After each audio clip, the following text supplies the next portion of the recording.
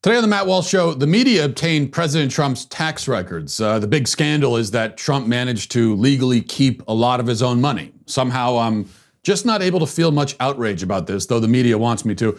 Also, 5 headlines, including another revelation, the Jacob Blake shooting, and Amy Coney Barrett is officially announced as Trump's SCOTUS pick. The attacks from the left have been as deranged as expected, but we'll go over some of them, plus the Daily Cancellation, much more, all that on the way. First, a message from LifeLock. You know, it's really easy for someone to steal your information, especially if you're not being responsible and protecting it when you're online. We think about protecting our homes, right? Lock the doors, maybe have a security system. We take measures there, while your data is a lot more vulnerable than your home. Yet very often we aren't as focused on protecting it. We should be. Identity theft has become a big-time crime with criminal gangs operating units dedicated just to that. Certain behavior can make you more vulnerable to identity theft, like not checking your credit card or your bank statements, using the same username and password on every account, never checking your credit report, oversharing personal information on social media. I mean, a lot of us are guilty of all of these things, or at least many of them. It's important to understand how cybercrime and identity theft are affecting our lives. Every day we put our information at risk on the internet, and you could miss certain identity threats just by monitoring your credit. That's why it's great that there's LifeLock. LifeLock can detect a wide range of identity threats, like your social security number being for sale on the dark web. And if they detect your information, they're going to send you an alert, so you're going to know. Nobody can prevent all identity theft or monitor all transactions at all businesses, but you can find out if your information is for sale on the dark web. Get your free dark web scan at lifelock.com/Walsh. Pick the plan that's right for you and save up to 25% off your first year with promo code Walsh. That's a free scan at lifelock.com/Walsh and 25% off with promo code Walsh. All right, well, you know, I think back to 2018, all those centuries ago, it feels like, when Michael Cohen, Trump's lawyer and fixer, his Harvey Keitel from Pulp Fiction, his guy who goes in and figures out how to hide the bodies. You know, that's what we were told anyway. When that guy turned on Trump and revealed that he had been secretly recording conversations with his former boss, and he gave those tapes to the media. Now think about that. A guy who is now president of the United States, a guy who we're told is corrupt down to his bones, has been secretly recorded by his lawyer, and the media has the tapes. What sort of deep, dark, dirty misdeeds will they uncover? One can only imagine, except one need not imagine. It's on tape. What a score. Well, then CNN played the tapes, and they weren't nearly as exciting as we had hoped or anticipated. Mostly they just discuss normal business dealings. At one point, they apparently talk about buying the rights to a story about a Playboy model who says she had an affair with Trump, but you can't even really hear Trump's part of the conversation.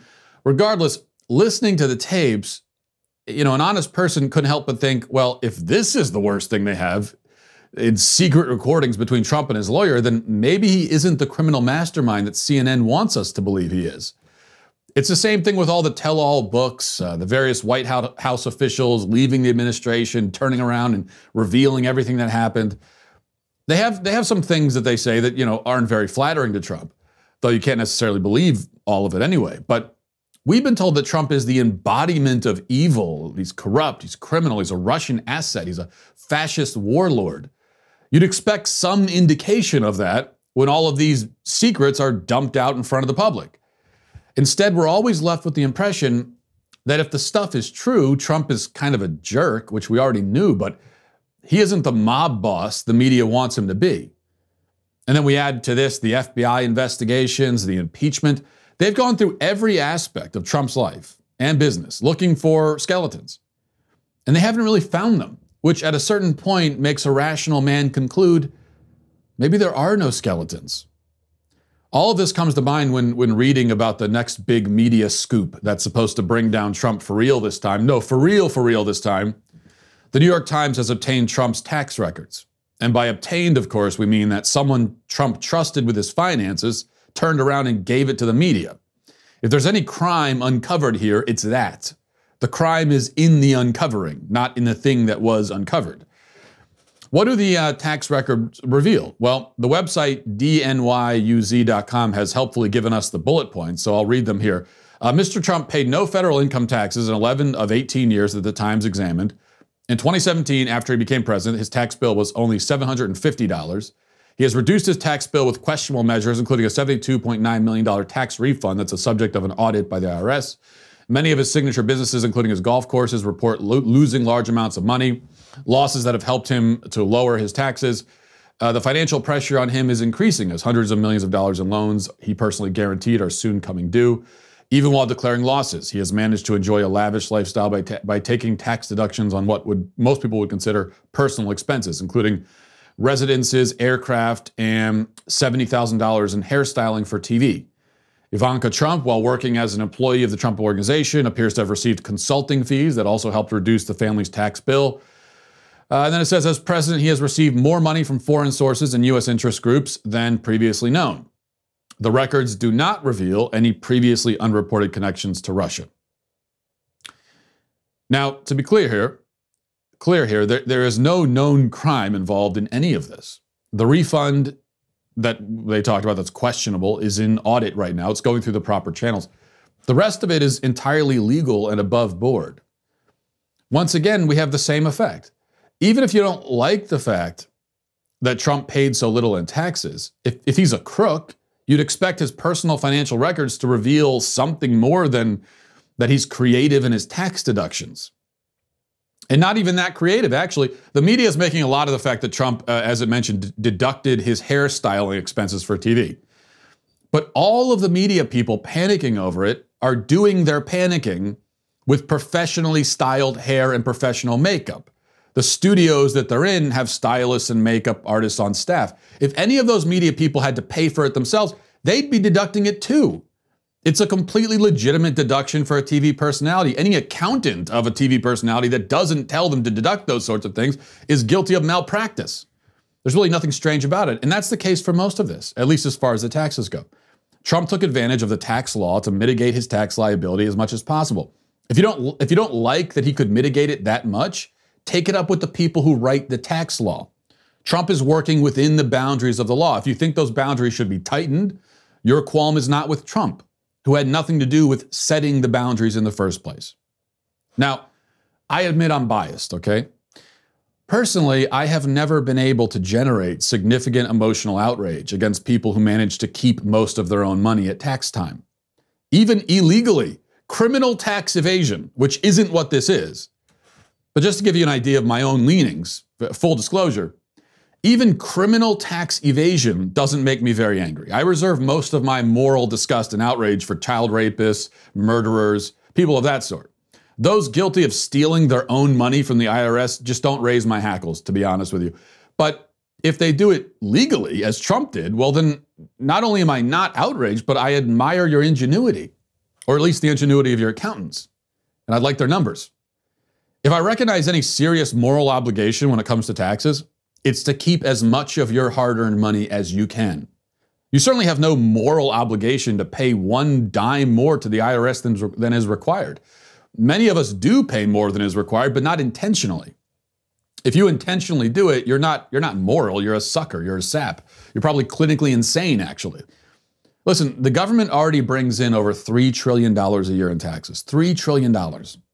That's enough money that if you put it all in a stack, it would nearly reach the moon. Again, I say that our moral obligation is to contribute as little to that grotesque behemoth pile as we can. The government takes way too much and wastes way too much. Only give it what it forces you to, not one penny more than that. And this has always been my opinion. I didn't come up with it now to defend Trump. It's just that I'm not going to make an exception in order to criticize Trump, which is what most people in the media do. I mean, just be honest here for a minute. Let's say that your accountant, if you have one, comes to you and says, hey, you're going to owe $5,000 in taxes, but you forgot to deduct this and that, and you also forgot to claim this and that, and if you do all that, you'll actually get a $500 refund. Now I ask, who among us would respond, no, that's okay, I'll pay the $5,000? Who among us? If you actually don't want that $5,000, then give it to charity. Give it to a struggling family member. Hey, hell, give it to me, I'll take it. Don't give it to the IRS, anything but that. It would be a greater moral deed to stuff it down the garbage disposal than to give it to the IRS when you don't actually legally owe it. Of course, you could point out that the real problem here is that rich people are able to navigate and take advantage of the tax code, while the non-rich end up paying way more than they need to because it's impossible to navigate the tax code without high-priced accountants. I would agree with you there. And that is an argument for simplifying the tax code. And it may be an argument for a flat tax, something easier and the same for everybody. Or really, this is even better, it's an argument for abolishing the IRS and income tax entirely. That stack of $3 trillion I mentioned earlier, half of that is from the income tax. Take it away and the government is still collecting, or rather sucking in, absorbing like a black hole, $1.5 trillion a year. I think it should be able to get by on a paltry $1.5 trillion. So get rid of the income tax for everyone and we no longer have this problem. Or keep it and let it remain complicated and labyrinthine in complexity. And if we do that, just don't complain when rich guys like Trump take advantage, as any rich person would, including you. Let's get to our 5 headlines.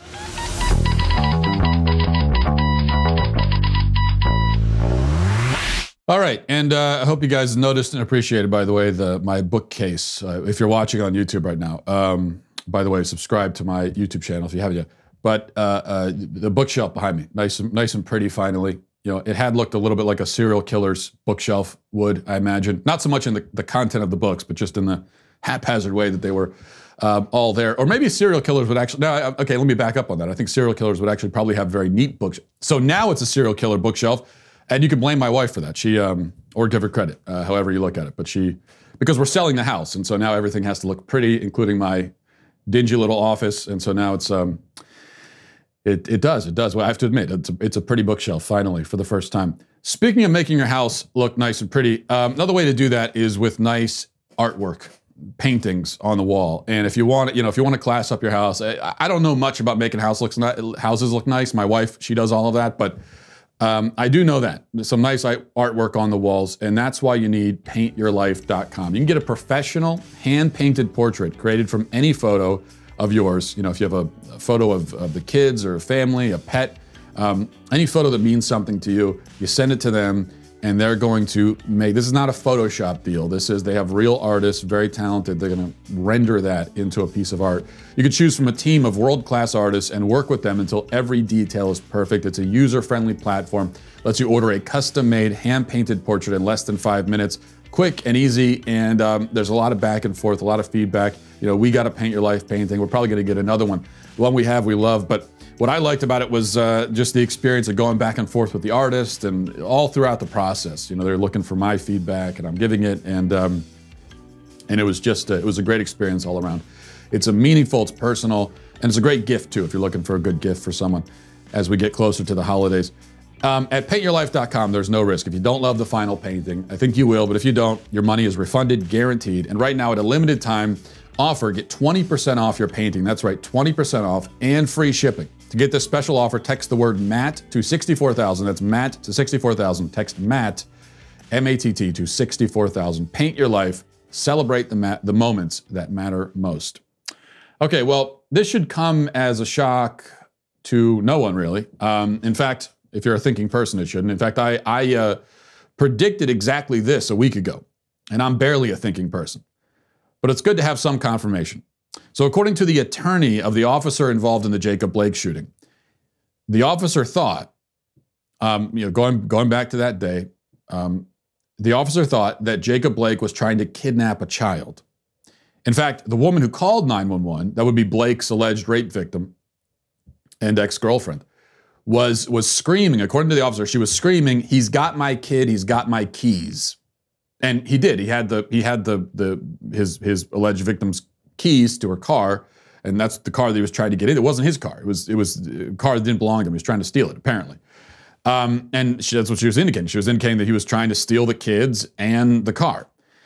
Now, as I said, it was clear from the beginning that there was probably some kind of domestic thing going on here involving the kids.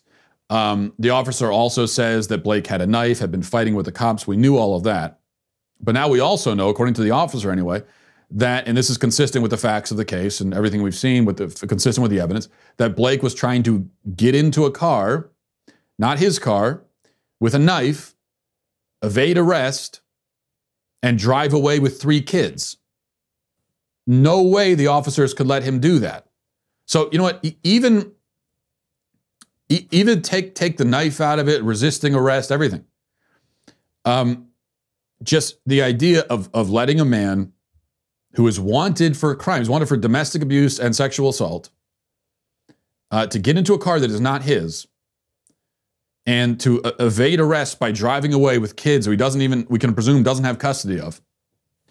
There's just no way you can allow a person to do that if you're a police officer. You can't allow him to do that. You have to, any measure must be taken to prevent that. And they tried non-lethal measures. You may remember they tried to tase him. It didn't work. He resisted. And the attorney argues, and he's right, that if the officers had not shot and Blake had gotten into the car and driven away, and then something had happened to those kids, everybody would be blaming the officers for not doing more to save them. And you know what else? We could pretty much guarantee it. They would still be, they'd be accused of racism even then, because then they'd be said, then it would be said that, well, they didn't care enough about black children, so, because they're racist, and so they let this guy drive away and then something horrible happened to the kids. We all know that's what would happen. So the moment those officers arrived on the scene, it was a lose-lose situation. It didn't matter what happened. Lose-lose. But it looks like those officers did the right thing anyway. It's not just that they shouldn't be blamed or, you know, they didn't commit a crime. It's that they acted heroically to save these innocent children. And they should be given a lot of credit for that. Number two, it was made official on Saturday. Judge Amy Coney Barrett is Trump's nominee for the Supreme Court. Here he is announcing the news. Today it is my honor to nominate one of our nation's most brilliant and gifted legal minds to the Supreme Court. She is a woman of unparalleled achievement, towering intellect, sterling credentials, and unyielding loyalty to the Constitution, Judge Amy Coney Barrett.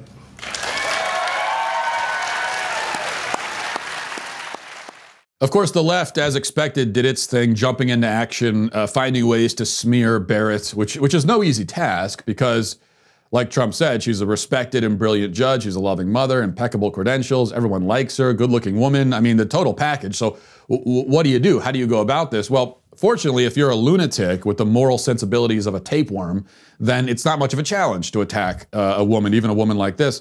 So here's Ibram X. Kendi, anti-racism expert, supposedly. The guy we mentioned, you may remember him last week, we mentioned him. He got paid 20 grand from a school district in Virginia to do a Skype session where he talked about why white people are bad.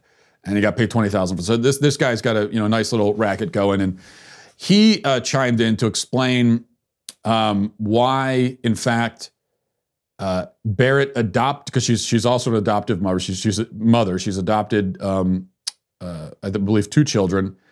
And he's explaining why Barrett adopting black children, something that most people would see as a mark in her favor, character-wise, is not. In fact, it's the opposite. He says, some white colonizers adopted black children. They civilized, quote, these savage children in the superior ways of white people while using them as prompts in their lifelong pictures of denial while cutting the biological parents of these children out of the picture of humanity. That's what he had to say about that. That's how he looks at adoption. Most of us, we look at it, and I watch this, and it really did appear to be just a wonderful, beautiful, loving family. Sincerely. I know that politicians and people that are in the political scene, which unfortunately now Supreme Court justices are, whether they should be or not, and they shouldn't be, but they all try to give the impression of having wonderful, loving, fully intact families, and we know that oftentimes that's certainly not the case. But in this case, it really seems to be. It's just a loving, good, wholesome family. Most of us see that, and that's how we feel about it. But people on the left, they look at it, and somehow they're disgusted by it. So this is what they're going to go with. They're really going to go with this. She's racist because she has black children. Because she has black children. That's the line of attack. Like we talked about with Trump before. It's like they have all this stuff on him, and they haven't really found where the bodies are buried, so it makes us think maybe there are no bodies. Well, even more so with Amy Coney Barrett, that they're combing through her life looking desperately for something. They'll take anything they can, And what they have to settle on is attacking her because she adopted kids. That tells you how clean her record must really be. Impressive. Number 3, well, the election is basically over now, folks, I think. No, we haven't even had the debate yet. That's happening tomorrow. But I think this sort of seals the deal for Joe Biden because the moment we've been waiting for has happened. Dwayne "The Rock" Johnson has given his endorsement. Watch. Happy Sunday, everybody. We are approximately 5 weeks away from Election Day, arguably the most critical election our country has seen in decades. Now, that said, I'm going to be pushing this political conversation just a little bit more. Now, look, I've got friends in all parties, but the one thing that we can always agree on is the conversation and the dialogue, and where that conversation lands is always the most critical part. Now, this is something that I've certainly not done in the past, so I'm going to go big. You guys know me. If I go big. So, guys, I had the opportunity to sit down with Vice President Joe Biden and Senator Kamala Harris to talk about a number of important issues that we're facing as a country.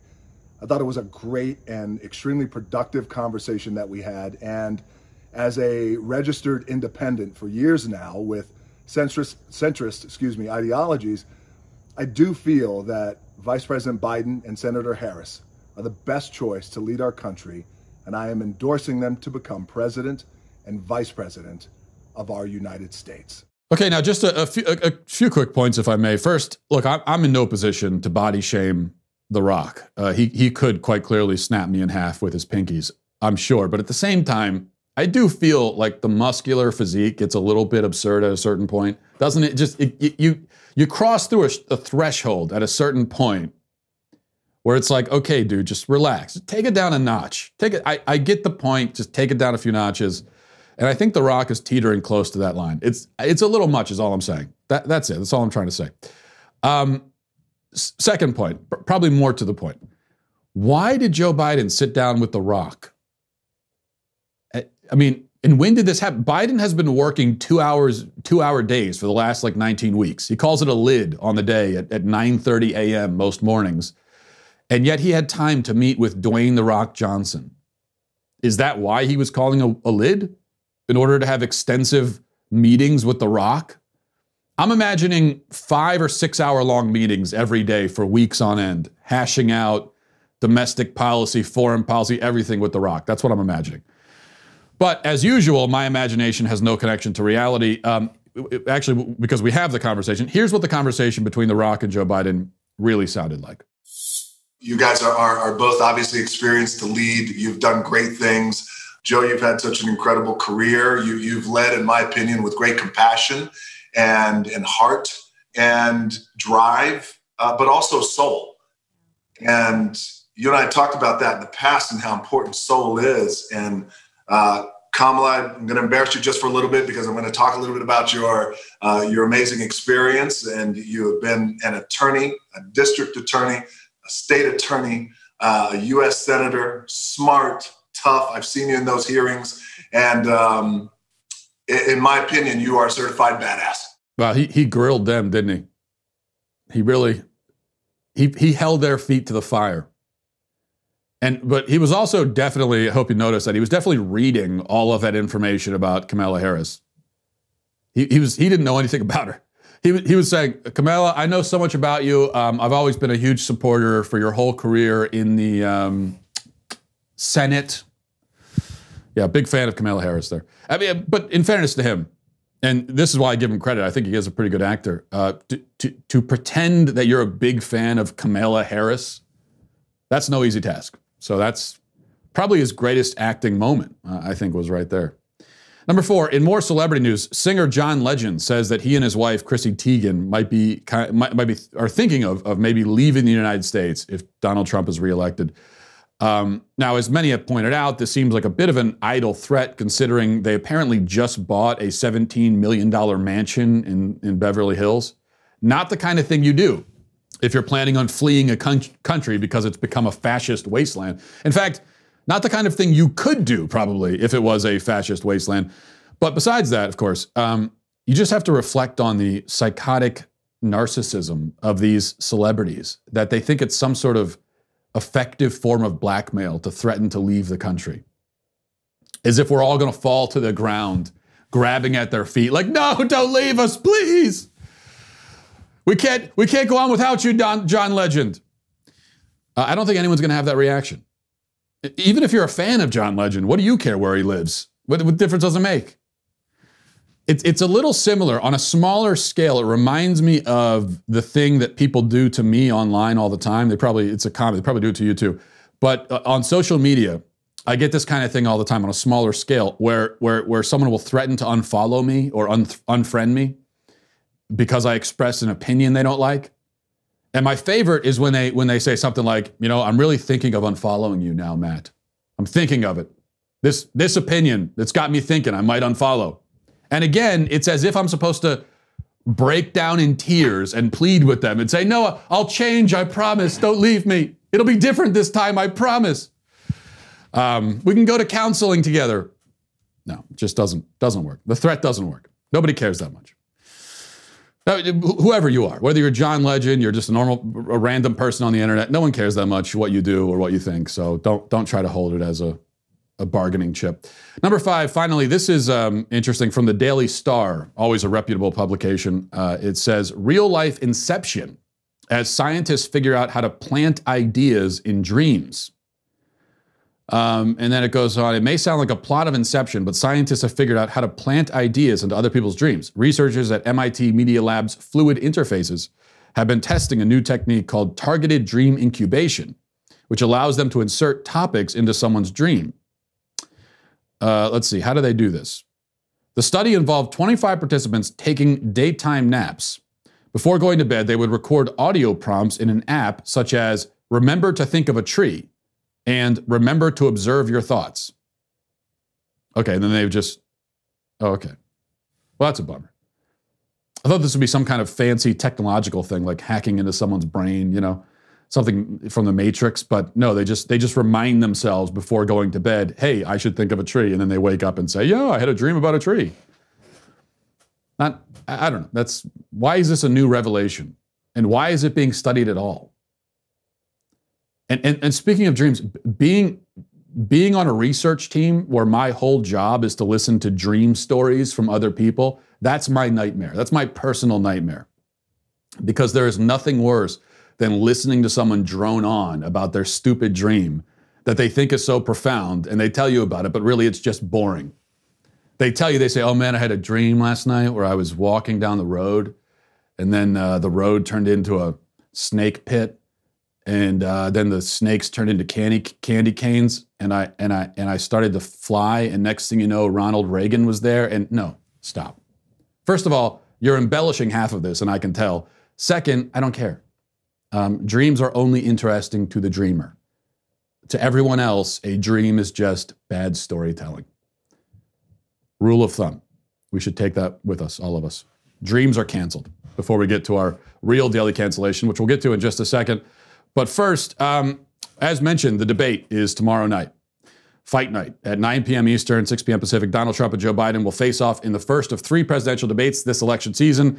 Will Biden fall asleep? Will Trump wear a mask? Many questions. You could join us for an all-new episode of Daily Wire Backstage to watch the debate with us and get our immediate live reaction to this major political event. And even better, join Daily Wire now as an insider or all-access member. Get 20% off with code DEBATE. So you can watch all the debate coverage live on our Apple TV or Roku app. Members get our articles ad-free, access to our live broadcast, the show library, the full 3 hours of the Ben Shapiro Show, exclusive Reader's Pass content available only to Daily Wire members. And if you're considering an all-access membership, you get to join us on All Access Live every night for online live stream discussions. Those are a lot of fun. So watch the debate with us on dailywire.com, YouTube, Facebook. Get 20% off your Daily Wire membership with code DEBATE when you sign up today. All right, let's get to our daily cancellation.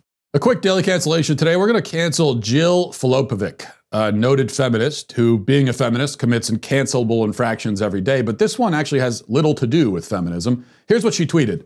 I know the thing parents hate most is when non-parents assert what they will do as parents, which is inevitably smug and incorrect. But I am 100% sure I will never assent to a kids menu or the concept of kid food. And then she continues, everyone who is like, oh, this is so unrealistic, just wait until you're a parent. Do you think children in most of the world order off of the kids menu and survive primarily off of chicken fingers and plain pasta?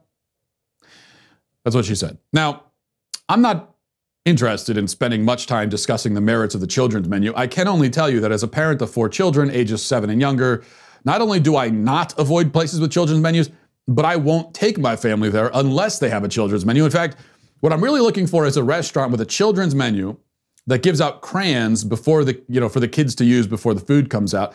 And that is loud and obnoxious and filled with whiny, crying kids, throwing chicken nuggets all over the place, squirting ketchup on the walls. I want a restaurant that is just a nightmare of loud noises and questionable smells. For me as a parent, that's going to be the least stressful, least anxiety-inducing environment because it means I don't have to worry about my own kids being loud and obnoxious. I know they'll fit right in. The worst thing imaginable is when you go to a restaurant with a bunch of kids and you walk in and it's quiet and there's a bunch of older people without children eating and they have like fancy cloth napkins at the table and the entrees have names you can't pronounce and there's no children's menu and they don't sell corn dogs or boneless chicken wings.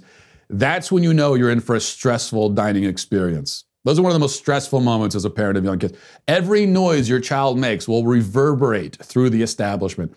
And if, say, your 7-year-old son makes a fart noise, which causes your 3-year-old son to laugh hysterically and make his own fart noises, the older couple at the table to your right will look and shake their heads with horror as if this is the first time they've ever been in the vicinity of young boys. And this is what you have to deal with. So as a parent, that's what you're trying to avoid at all costs. No, give me loud, dirty, cheap, unhealthy. That's what I want in my dining establishments if I have kids with me, because that's where I know I'm home. But that's all a side issue, really. The real point is that we have here the classic faux pas that even Jill herself acknowledges. She not acknowledges what she's getting herself into. This is a non-parent making a confident declaration about what she will do or not do when she's a parent. All non-parents do this. All current parents did do this before they were parents, and we all regret having done it. We all look back on our past selves when we said things like, when I'm a parent, my kids will never eat sugary cereal, or when I'm a parent, my kids will never watch TV, or when I'm a parent, my kids will never walk through the grocery store in bare feet because they lost their 3rd pair of shoes this week, and I was so fed up with it that I said, fine, you're just gonna walk around without shoes all day if that's what you want. And we think back to that and we laugh at ourselves, and we wish that we could reach back through time and space and grab ourselves by the shoulders and shake ourselves and say, stop talking, you fool. You know not what you say. But we can't. So we are stuck with what we said, doomed forever to carry the yoke of our past ignorance. Let me give you an example from my own life. I can remember as a non-parent when I used to drive in my car, and driving in my car as a non-parent, like everything else, was easy and carefree. I could listen to music. I could maybe listen to an audiobook. I could roll down the windows and enjoy the breeze. It was quiet. It was tranquil. Just me and the open road. And I remember sometimes my tranquility would be interrupted when I would end up behind a minivan in traffic and I would notice that it had a TV and the TV was playing cartoons or a Disney movie or something. And then I would always shake my head and say, what a shame. TV in the car. The car is a time for quiet reflection or fruitful conversation, not TV. Those parents are clearly inferior to the parent that I will be when I am a parent. Yes, when I'm a parent, I shall never let my kids watch TV in the car. It will never happen. And then I had kids. At first, I stuck with my previous pronouncement, mainly because I didn't have a TV in our car at the time, so it was sort of easy. But after a few years, we purchased a Chevy Suburban that has a TV that drops down from the ceiling. And I remember saying to my wife upon purchasing the vehicle, as I tried desperately to remain obedient to the pointless rule I had set for myself, I said to my wife, we are not going to use this thing. I forbid it. And I stuck to my words on that valiantly for about 3 hours. But the thing about kids in the car is that they're a lot like kids outside the car, except now you're stuck in a metal box with them as you careen down the road at high speeds. There isn't going to be any quiet reflection. And if there's any conversation in that environment, it will be fruitful only in spurts. But most of the conversation will revolve around philosophical questions like, are we there yet? Can I have a snack? I need to pee. Luke called me a poopy head. Other similar topics, all coming at you relentlessly for hours on end. unless you put on the TV. And like magic, it all stops. And you realize now that you're the one in the car, rather than being the judgmental, pretentious know-nothing in the quiet, peaceful sedan behind you. And you realize that there actually isn't any particularly good reason not to turn the TV on, other than out of some weird sense of principle. But it's a principle grounded more in the need you felt as a non-parent to believe that your hypothetical parenting skills were superior to the actual parenting skills of actual parents. So you turn on the TV and you enjoy the silence, at least as much as you can, because now instead of listening to the kids fight, you have to listen to Scooby-Doo. It's a trade-off. Not a perfect one, but you'll take it. There are a lot of trade-offs like that in parenting. But that's simply a reality that you can't fully appreciate or realize until you have kids, until you're down there in the trenches with them every single day of your life. So what I would recommend if you're not a parent, just seriously, take it from me. Never say anything about what you will or won't do when you have kids. Nothing. I don't care how obvious you think it is, because you never know. Just don't say one damn word. And then you could go into parenting when you finally have kids without dealing with the judgmental gaze of your own past self. That's my tip. And so, yeah, Jill Filopovic is canceled, and all non-parents who say stuff like this are canceled, so which means I'm canceled. You know, everyone's canceled. This is another one of those. We're all canceled. Okay, we'll leave it there. Thanks for watching, everybody. Thanks for listening. Godspeed.